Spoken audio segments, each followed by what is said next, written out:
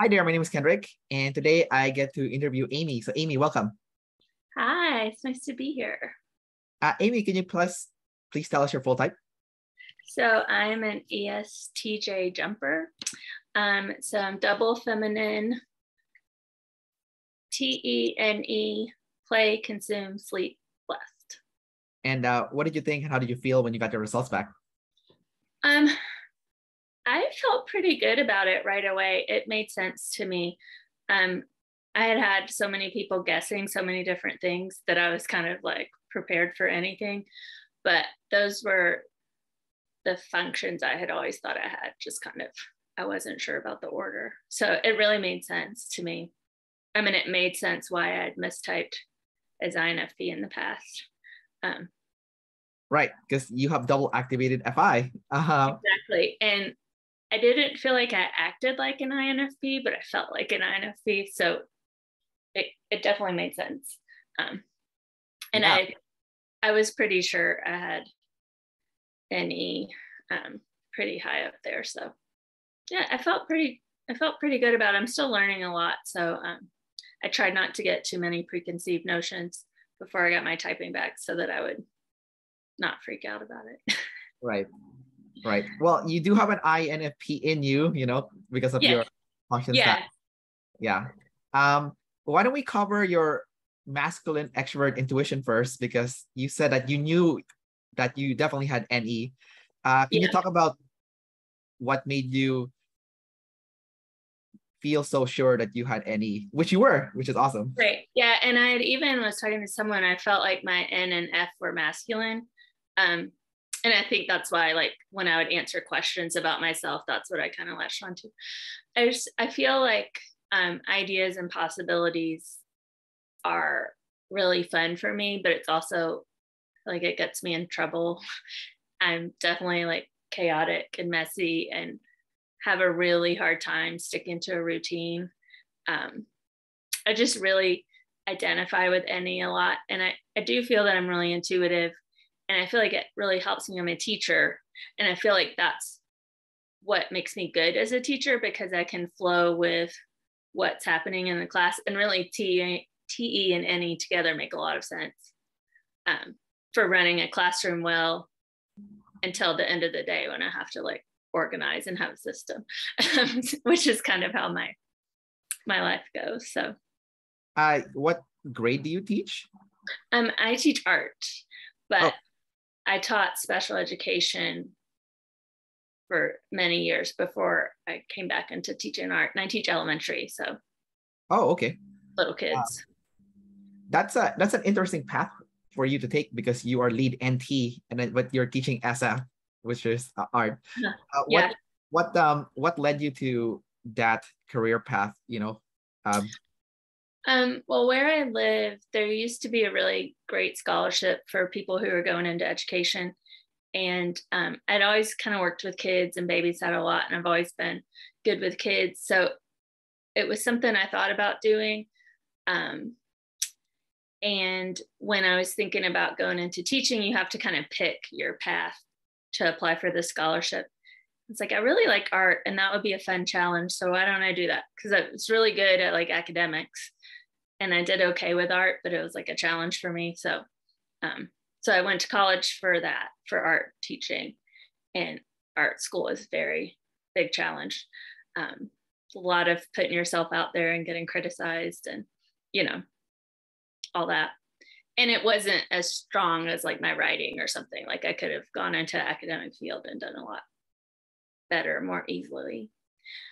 And then I started working with kids with special needs while I was in college, and I ended up really liking that. And so I went into special education when I first started teaching, and now switched back to art. And the paperwork kind of got me. In special ed, there's a lot of paperwork. So every time they talk about being scared of paperwork, I can do it, but that became more of what I was doing than actually getting to teach and be creative. So art, I get a lot more teaching time in. I think that makes a lot of sense why you're still okay with the paperwork because you're a double observer. So the middle Yeah. stuff still overall it's still okay. One of the things that I find fascinating on what you said was you said you knew you purposely chose art because you like art, and that's like a very FI decision. And you know Yeah, the stereotype with EJs is they don't know what they like, or they know what they like but they yeah, don't have permission to do it. But you yeah. seem to just have chosen it all on your own. And what was like the thought process there when like you know you made that decision? Yeah. So, I mean, this was a really long time ago, like 25 years ago, but I was really into photography and I felt like, I really enjoyed that creativity. And my mom had always told me about how she really liked art. And then she got in trouble for something one time and just like never made art again. So I think I had that, like, don't give up on that. And to me, like having that double activated masculine FI, like it really makes sense to me that I was like, no, this is what I'm going to do. And I'm sure it'll work out, because that's sometimes what I do with the NE also. So I do feel like I know what I want. And if I'm by myself, I feel like I have permission to do it. But as soon as other people are around, I'm like a kite. I just kind of like get Right. pulled into everyone else's things. And moving back into art felt really easy because as a special ed teacher, I really enjoyed helping kids with social emotional learning. And I really liked working with all the kids in the school. So I kind of gave myself permission to come back into art through, like, I can help all these kids in my school with all these things that I know, So there's still permission there, but I do tend to, I know what I like. I think one of the interesting things about your specific type is your double masculine, double activated NF consume. So I think it would make sense why you would know what you like, because you know NF is your purpose, your meaning, what you're passionate about, and it does seem obvious that you are aware of it because of that double activated, double masculine function. So why don't we go talk about that? Can you talk about your double activated, double masculine NF consume? That's like right in your face all day. Like it almost makes you Yeah. like ENFP like almost, you know? Yeah. When I would sometimes have trouble between ENFP and INFP, I definitely, like on traditional Myers-Briggs, I just felt like so not J that I think that like I'm such a chaos person that it was hard for me to, I never would have gotten ESTJ on like a test. But I have always felt like, there was something I'm supposed to be doing like that. And I was watching one of the videos about the double masculine NF, and it's like the path, and that definitely resonated with me even before I got my typing back. And probably like 10 years into my teaching, it started to be like, oh, this is what I want to do. So after I'd had my son, I started doing a lot of self-growth and like reading. So I love reading self-help books and like any personality type stuff. I think that goes with my NF consume, because it's, it just really helps me like figure out other people so I can figure out myself. And I've just felt like really every time I would learn something that helped me, I would want to teach it to my students, because I'm like, if I had learned this when I was a little kid, life would be a lot easier. So I really worked that into my teaching a lot. There was a few years back, where I was doing a lot of when Periscope, do you remember that social media app Periscope? I've never used it, so I'm not aware of it. I know of it, but it was like 6 or 7 years ago, when it was before Instagram and Facebook and all those had lives. It was like the only way to do lives. And I started going live on there a lot with like teaching tips and ideas. And I would take what I had consumed and blast it out. So a lot of people could see those videos on my YouTube, and they're like, you don't seem like blast. Like, you're kind of a blaster. And I'm like, oh, if it's in my NF consume and I feel really good about it, I'll blast that all day long. But just like telling someone where I want to eat dinner is a lot harder for me to blast. So the function stack still matters, and Mhm. even though your blast last, your blast is your first and second function. So it Mhm. has more potential for growth. Yeah. Do you find that when you do blast, kind of like what Shan says, you can Mhm. keep going and it's fine, but it's getting started to blast is the challenging part. Do you relate with that? Absolutely. Yeah, yeah. I'll like if I'm thinking about something too much, I'll get all worked up. And that's why I really like live streaming, because it wasn't like, let me plan what I'm gonna say and like read a presentation. It was, you know, let's just talk, and there was some interaction. So that works really well for me. I love presenting to other teachers. And I feel like that kind of builds that permission. Like these people signed up to come to your talk.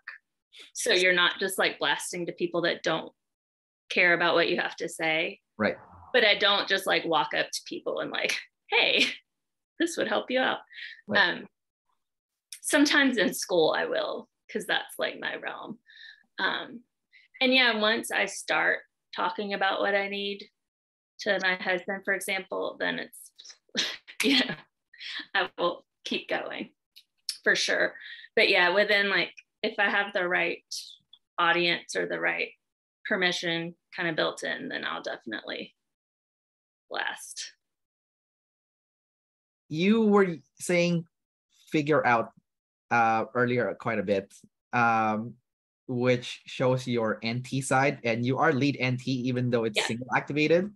Mm-hmm. It's your go-to. Can you talk about being like a lead NT person? And your NT is the same as me. It's play. Yeah. So I can relate a lot to how you do it, but ours is a little bit different because you have masculine NE, so it's a little bit different. I have feminine NE, right? So can you talk about what you're doing with that NT play all day? As your default first animal. Yeah. So like at work, there's a lot of opportunities to use that, because you'll have all these kids with all these different problems or behavior things.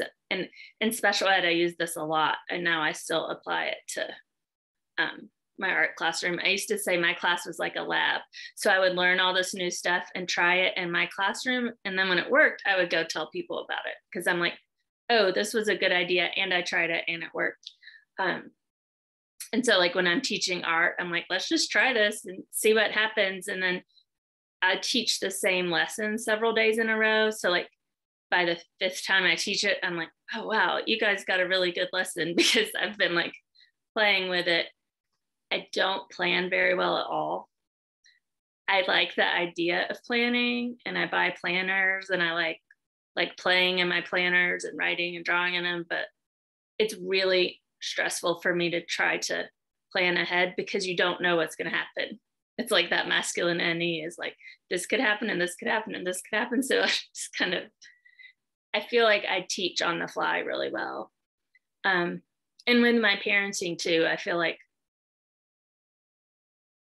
if I'm in the right space when like problems come up, I really like to try to figure out what's going on. But it's at home and I have all this other stuff going on, so I might like overreact or whatever, but then I'll spend the next 24 hours like, okay, why did this happen? What can we do next time to make it so that doesn't happen again? Like, I think that is like constantly going for me. I related to what you said about, going to your classroom and just Huh. like experimenting and trying things out to see if, Mhm. anything would stick with that NT play, because I do that with these interviews as well. Like I do Yeah. experiments as well. And so I was like, oh yeah, I relate to what you just said there. Um, it's interesting what you said though about the planning part, where you like the idea of planning, but you don't do it. It's just like Yeah. so it does sound like masculine NE in a way, because I think for our function stack, the SI is what is used for planning. Um, Now, because you do have masculine NE, what I've noticed, people with masculine NE is, yes, you can see multiple pathways of how you can approach something in your life. But the masculine one seems to have more confidence in which path that they've seen to be the best path. Would you Yeah. do you is that something you relate with? Like, Yes. I don't always feel, it depends on the situation whether I'm like I know this is right and I'll say it out loud. Like sometimes I'll do things that I don't want to do, of like trying to make, I'll look at the reasons and I'm like, well, it would make more sense for me to do this, even though I know it's wrong. I very much feel like I'm always right on a lot of things. And I usually am. Like I do so much considering of everything that I feel like, like my family was supposed to go to California in December. And I was like watching the COVID numbers just go up and up and up. And I'm like, I don't think we should go. It seems like a bad idea. And I ended up not going and they went and they all got COVID, and I was like, but even when I was right, it's not very satisfying. But I feel like, I definitely, especially things I've tried different ways and I know how it works, it's really hard for me to move from that. I can be pretty stubborn on my NE. I think using your savior functions is not as satisfying as like succeeding using your demon functions. There is like a second level. So, but I think it's nice though with your masculine NE that you were able to kind of see what was going on, especially with the COVID stuff, and you were able to pinpoint and make the right decision, because I've seen people with masculine NE, like even ENTPs and stuff, they're really good at predicting like the right choice. Oh, yeah. And it's really hard. I'm not sure. I think my husband's STJ. I don't know which one. Anyway, it's like I can't prove to him. So he doesn't, no matter how many times I'm right about things, I haven't figured out how to like give him the ST. This is why I know. Like, I guess I don't explain myself very well. I'm like, I just know, and I know because I know. Well, I think this is the perfect segue to my next question then. So I noticed that your struggle is directly tied to being energy dominant and not being info dominant, because I've seen people who also has double feminine ST, but but if they're info dominant, they can still use and explain, and people still understand like their intuition. Like they can translate the intuition to something concrete, and then people are like, okay, I get it. And they're like, wow, that's brilliant. But you're energy dominant, right? So let's talk about the pros and cons of you being energy dominant. So you kind of already mentioned some of the con, which is like, not being able to explain yourself. Do you see any other cons to you not being info dominant and like not being able to blast the stuff that you consume or you perceive? So like I prefer to just kind of like do something and not get bogged down in the details. And I completely understand why that everyone shouldn't be that way. And then I'm so like trying to please everyone and like trying to make everything work. Then I'll try to do all the detailed stuff without asking for help. And I don't explain them well to people. So it's really hard for me to ask for help because I can't give the detailed ST of what I need. Right. So that's a huge con for me, because I've tried to learn how to ask for help better, more readily. And then it's like, I don't know what I need. And even if I do know, I don't know how to explain it. Like I want the person to be in my head and just be like, oh, that's what you need. So that's a con. I feel like I, on a regular basis, feel like there's a lot of things I need to do in a day. And I'll like overestimate what I can get done. Right. And I'll need rest. And so I'll just rest. And then I feel bad because I have this whole list of things that was, too big of a list. There was no way I was going to do all that. And like my husband, I am not sure if he's in for energy dominant, but he's really good with time. He wakes up in the morning and he knows exactly what he's going to do. And then he'll like get his things done and like watch TV and be totally relaxed. And I'm kind of like watching TV all day and like trying to do, and then I like never kind of relax. So does it make you feel bad when you're not getting things done that you yes. have listed? Can you talk about like the feeling behind that? Like I think I'm getting better about it, but I feel this like urgency of like, there's all these things that need to get done. And if I could just get all these things, there's all these possibilities that I could do. And so it's like wanting to be productive and wanting to do all of the things and try out all the different ways. And so then it's like, I feel like I'm missing out on something. And I feel like I haven't been productive. And, like I would always like my house to be clean and it never is, like I'm Right. really, you know, definitely piles and get distracted and things are everywhere. And every once in a while I can get myself focused. It's really hard for me to get all the way to the end of a task, even if it's something really easy. It's like I get this resistance when I'm like almost done folding the laundry. Like I really don't want to put it away. And I don't know what that is, but it's very annoying. Oh, that's interesting. Yeah. Yeah, I've never heard of someone mention it that way. Like there's a resistance before completing the task. What about the pros of being energy dominant? What do you see as the big pros for you? Well, I think it's really helpful in teaching because, sure, you can give the kids all the information, but if they're not, if the vibe isn't right and they're not like playing some and resting some, it's not going to work. So like I used to go into other teachers' classrooms a lot for my job, and like I would see the teachers like getting through all the material and the kids were like 100% not listening. And I'm really tuned into that, which can also be a problem, but I feel like it's really helpful. And I feel like I use my intuition to pick up on when other people need a shift in the energy. So like one of my stepsons really, I can tell when he's about to get really upset with his brothers. And now I know when to tell him to be like, hey, why don't you go rest in your room and get some alone time? Like I feel like I can pick up on that in my kids and kind of help them with their energy. And I've gotten really good as I've gotten older at like not seeking out something to do all the time and like really taking care of myself, because I definitely need alone time, because whenever I'm around other people, I'm just like, out, up, all in there.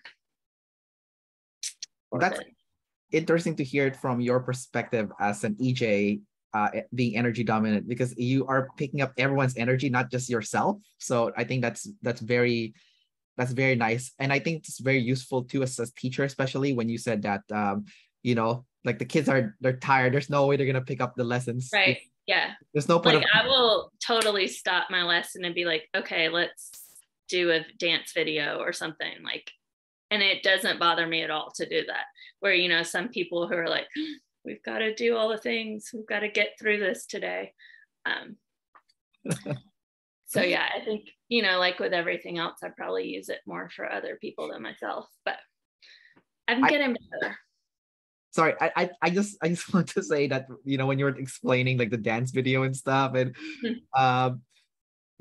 for me as an info dominant person, don't take this as an offense. Oh no. But like it to me it's like when teachers do that, probably an energy dominant teacher did that. I was like, can we get through the materials? I am tired, but let's but it's fine, to each their own, right? But and also and like it's art class, so yeah.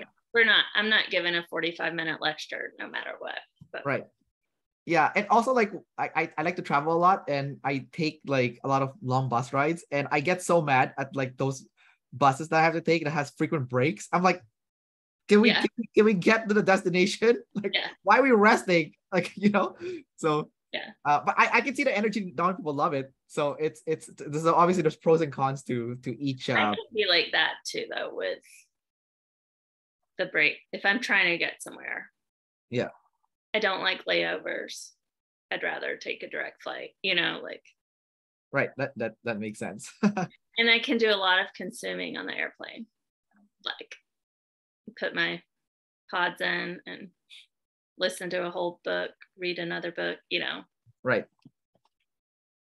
So I wanted to ask you something very interesting about your specific type. So you are an introverted EJ. And do you ever experience this contradiction inside of you? Because from what I know about pure EJs, there is a part of you that feels like you always want to be with people, but because you're introverted, you also want to be alone. So you're like a walking contradiction. Can you talk about that two contradiction that exists in you at once? Yeah. So the way it comes out for me is like if I'm scrolling on social media, I'm like, oh, that looks like fun. That looks like fun. I wish I was doing that. And then I'll even be like, but I don't even really want to hang out with those people or do that thing. I just want to be included. And so my classroom is outside of the building in like a modular unit. So it's really nice now because I can just shut my door and be out there all alone. But the second I like walk in, if I talk to anyone, I'll get like in this long conversation. And then I'm like, I was supposed to be having my alone time in the room. So I have a really hard time like leaving parties and things too. Like that's something I've really noticed. Like I am often like one of the last people to leave, or like I'm in there and there's stuff happening and I don't know when to set that boundary of like, oh, it's time to go, unless I have some other obligation that I have to be at. Even when I know I've been there too long and I need a break.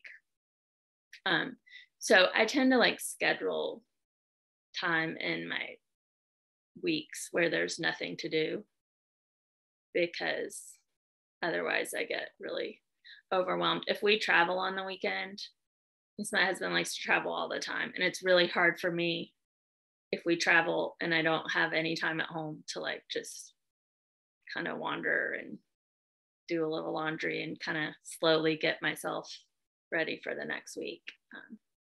But I love the traveling. I don't want to miss out on it. So yeah, it is kind of a constant. Well, I love being by myself though. I don't mind being alone at all. But if I'm alone and someone's like, oh, hey, do you want to do this thing? I also want to do the thing. Yeah. And I want to be alone at the same time. So is it more of a nuisance or is it like a good thing because you're flexible? Like if you're alone, great. If you're with people, great. Like they're both great. So like it's good. It is good. Yeah, it's mostly a good thing. I sometimes wonder if I could be better at turning things down so that I had more of the alone time, but I think I've hit a pretty good balance in the last few years. So, and sometimes I'm not paying attention because I'm not good at scheduling, and then all of a sudden I have too many things in the weekend and they're all things I want to do, but I'm like, I can't do that many things, but then I still do them all.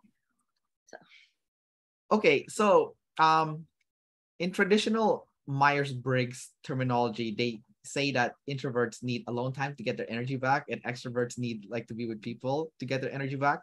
But so I'll use myself an example, and then maybe you can share also what your experience is. Okay, so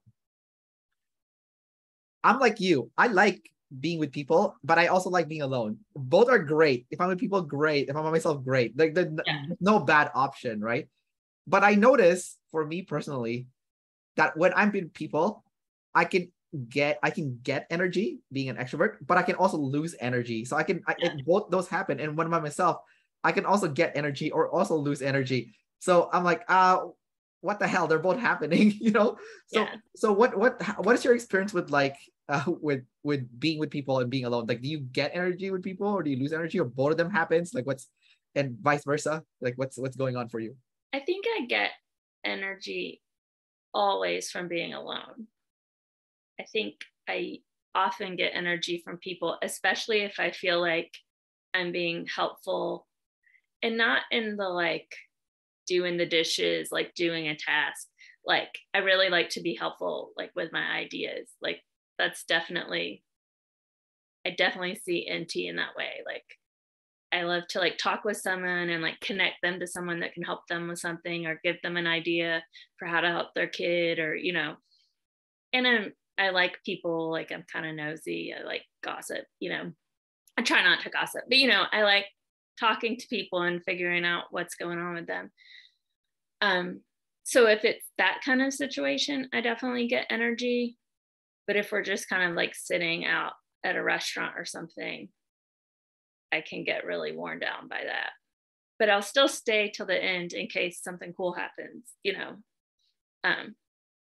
But mostly I do get energy when I'm by myself, unless I'm just in a really bad headspace and kind of beating myself up. But for the most part, I recharge a lot by myself. Gotcha. And I like how you will stay in a restaurant long enough, because I guess you don't want to turn off the any, like something, Right. there's a positive possibility that might happen, Yeah. Yeah. And parties and anything like that, I'm like, ooh, Yeah. what's gonna happen next?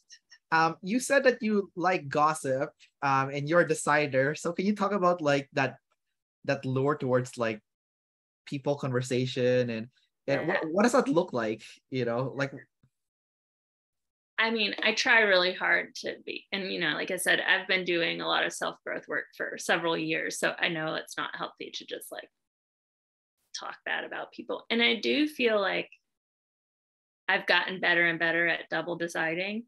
Like, I think that's something I've definitely grown over the past few years. So normally I can see both sides of what people are doing, unless it really hits my FI.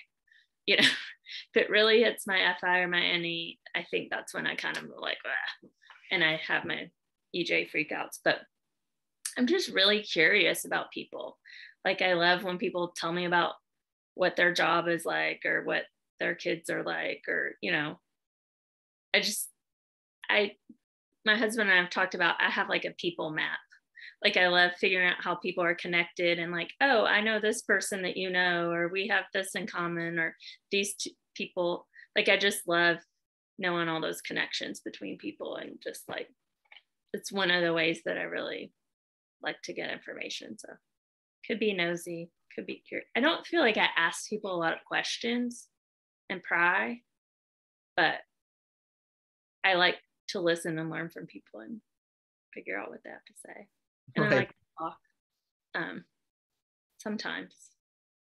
I feel like your type has like it's like a rudimentary double deciding, because you're double activated masculine FI, but you're still lead TE. Yeah. So you can kind of do it, but it's slower than like the people who are abs double decider. But you can definitely like shift between them. Yeah. And I feel like I've definitely like worked that muscle over the years.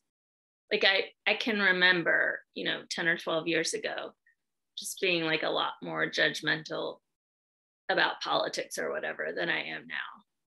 Like, now it doesn't feel good to be like, ugh, those people, like it feels better to me to kind of, believe that people are doing the best they can. I heard Brene Brown say that one time, and I was like, oh, and I could pick that, just went right into my FI. Like, okay, I'm going to believe that people are doing the best they can. And it takes a lot of weight off to just not get so worked up about people.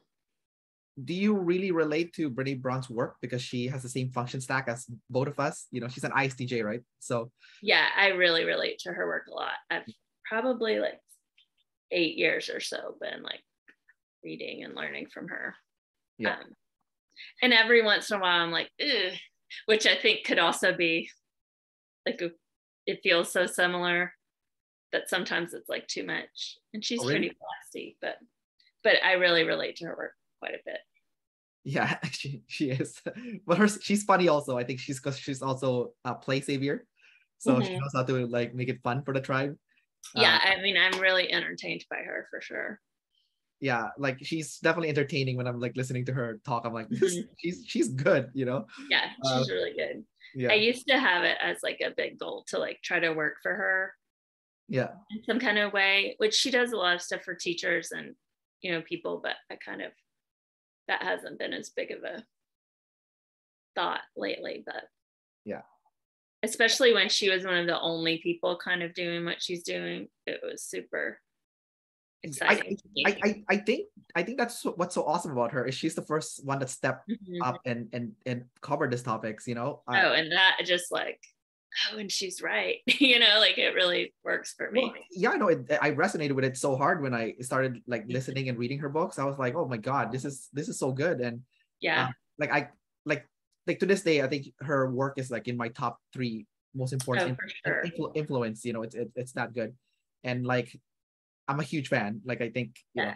And it's kind of like OP because it's this like intuitive kind of thing, but she's figured out a way to have data for it too.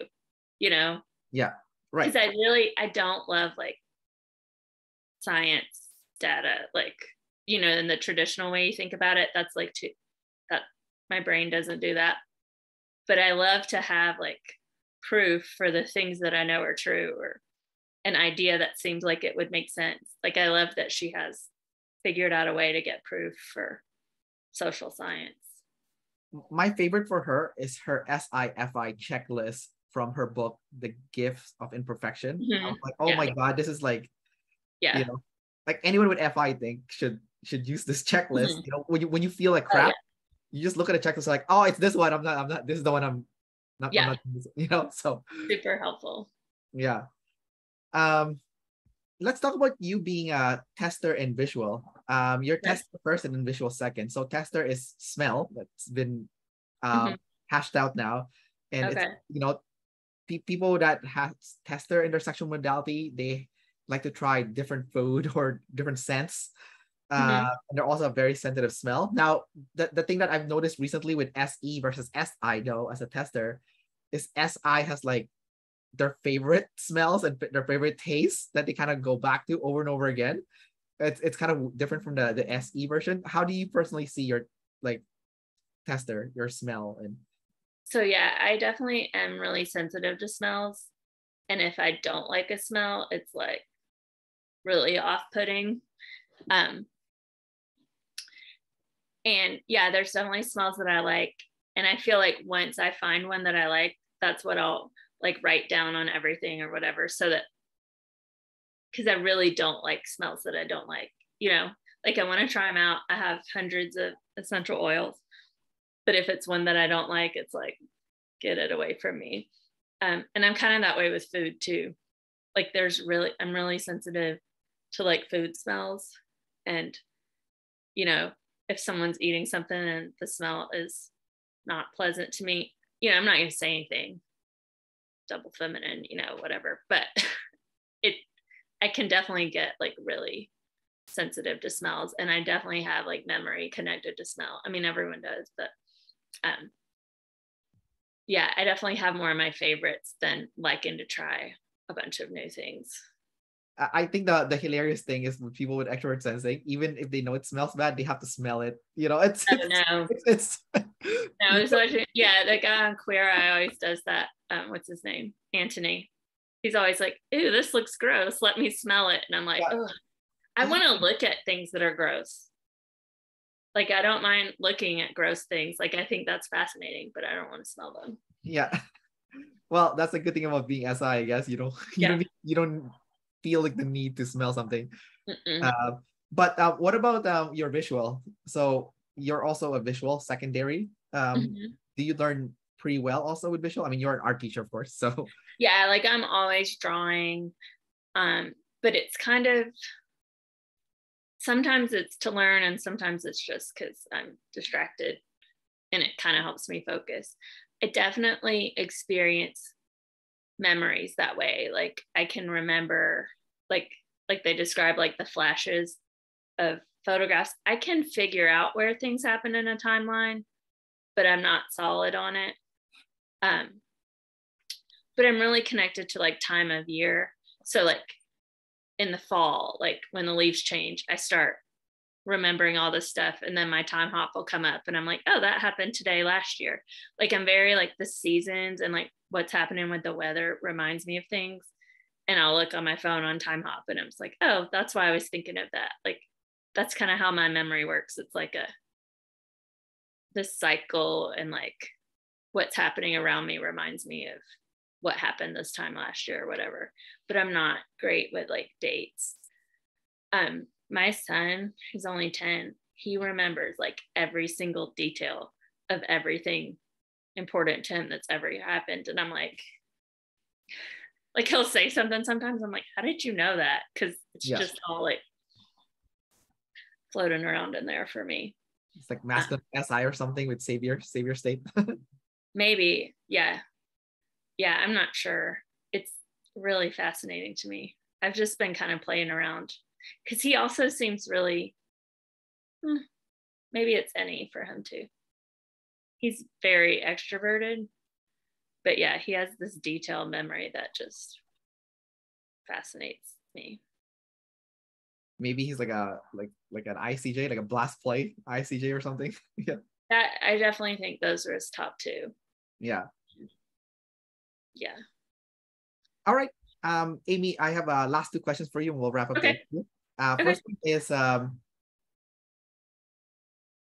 can you tell me how you've worked on your self-confidence over the years as like an EJ, because a lot of EJs, one of their struggles in life is self-confidence and self-esteem. Basically for you, it's from the FI. It's like not doing the things that you want to do. Yeah. So can you talk about how you've cultivated that over the years and, got to where you are today? Yeah, it's definitely still a struggle. But I think like being in the same career for a long time, like I feel really confident in my teaching. Like I just, the response I get from kids and parents, like I know I'm good at that. And I kind of like, I took this class one time. The lady told us to get it like an evidence file. So when I get like a note or a kid writes me something or a parent writes me a nice note, I keep those in like an evidence file. And I don't even go back and look at it that often, but just like knowing it's there, like there's a box of evidence over there that like people appreciate you and you're doing a good job. I honestly think teaching has been really good for me, especially with little kids, because they're just like constantly like, I love you, you're great, like all the time, which, I kind of take that for granted. Like most people in life, like in my real life, that's not happening to me all the time, but in my work life, so I think that's really helped. I still struggle quite a bit, like putting myself out there. When I had that kind of SI routine with Periscope, like I had a regular, like going live every day and all that. And that was really a big confidence boost because a lot of people came and wanted to hear what I had to say. And we're like, oh, I tried that and it worked. But, trying to like monetize anything is a huge struggle for me. And I think it's when I'm sharing something that's important to me, it's like such my FI that it's like threatening if someone didn't like it or didn't buy it or didn't think it was good. So that's still a pretty big struggle. But I've done, like I said, I'm really like to do therapy. I mean, I don't enjoy it. Like, I don't know. If you're enjoying therapy, it's probably not good therapy, but it's really, I see a lot of value in going to therapy and getting an outside perspective to help me work on myself, because I would love to just do everything by myself and figure it out by myself and just do it. My mom said that like I never like took a step around them. I just like walked across the room. So she's like, you must have been like in your crib, like practicing walking when no one could see you fall down. And then you just start walking. Like, I feel like I have a tendency to just like figure everything out and not get outside help. But yeah, like my consume is really focused on growth. And a lot of that's with like confidence stuff, but it's definitely still a struggle. Like it feels really strong sometimes, and like one little thing I can be like, oh my gosh, I'll be going along just fine and someone will say something and I'll kind of spin out a little bit, but it seems like those are getting shorter. So I just wanted to make two comments. So I noticed like with your NF vibe that yes, you are definitely a decider. There's like a certain nervousness about you when it comes to people, but I also sense like a certain peace that you've kind of like accepted yourself. I don't know if that makes sense. Like, yeah, I'm getting there. Yeah. I've done a lot of work on it. And from the sound of it, the last piece of the puzzle is blast. And then that's kind of like it. And then if you can figure that out too, then you're golden. Like it's good enough, you know? Yeah. I don't know. I don't know if that's right. No, I think so. And that's one of the reasons when I got my typing back, I was like, oh, yep, this makes sense, you know? And it felt, I feel like I have more like confidence now to be like, okay, that is what I need to work on. Because with any, I'll do like this and this and this and this and like try a bunch of things.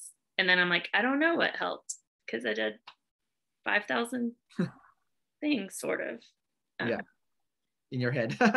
Yeah. And I do think like when Dave talks about age, I'm 43. So I do think that's a major factor in getting yourself figured out. I can't imagine if I had known about all this stuff when I was younger. That would be right. That makes sense.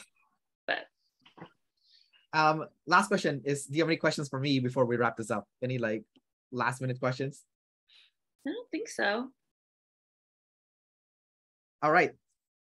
So Amy, we'll wrap it up here. Okay. Thanks for coming out and doing this interview and sharing more about yourself. Thank you so much. This is great. All right. So take care and we'll see you around the group. All right. Bye. Thanks.